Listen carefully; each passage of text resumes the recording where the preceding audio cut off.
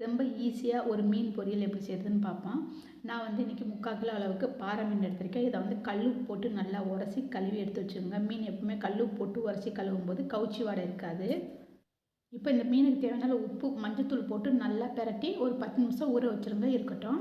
இப்போ பொரிக்கிறதுக்கு மசாலா ரெடி பண்ணிக்கலாம். 2 டேபிள் ஸ்பூன் கார்ன்ஃப்ளவர் மாவு சேர்த்துங்க. 1 டேபிள் ஸ்பூன் மல்லித்தூள், 1 டேபிள் ஸ்பூன் தனி மிளகாத்தூள், 1/2 ஸ்பூன் அளவுக்கு கரம் மசாலா தூள், 1 டேபிள் ஸ்பூன் இஞ்சி பூண்டு பேஸ்ட்டு, ஒரு பெரிய சைஸ் லெமன் எடுத்து அதை பிழிஞ்சு சாறு சேர்த்துங்க. 2 ஸ்பூன் அளவுக்கு எண்ணெய் சேர்த்துங்க.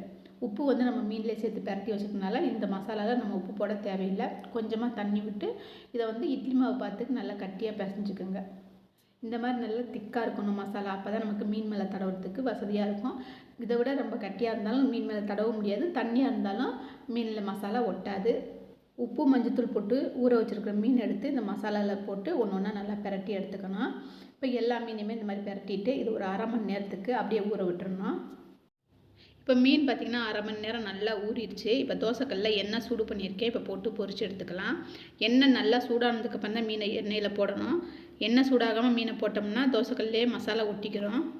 அடுப்பை நல்லா கம்மியாக வச்சு 2 பக்கமும் நல்லா பொரிச்சு எடுத்தோம்னா சூப்பரான மீன் வறுவல் பார்த்திங்கன்னா ரெடி ஆயிரும். கண்டிப்பாக ட்ரை பண்ணி பாருங்கள். வீடியோ பிடிச்சிருந்தா சப்ஸ்கிரைப் பண்ணி சப்போர்ட் பண்ணுங்கள். நன்றி.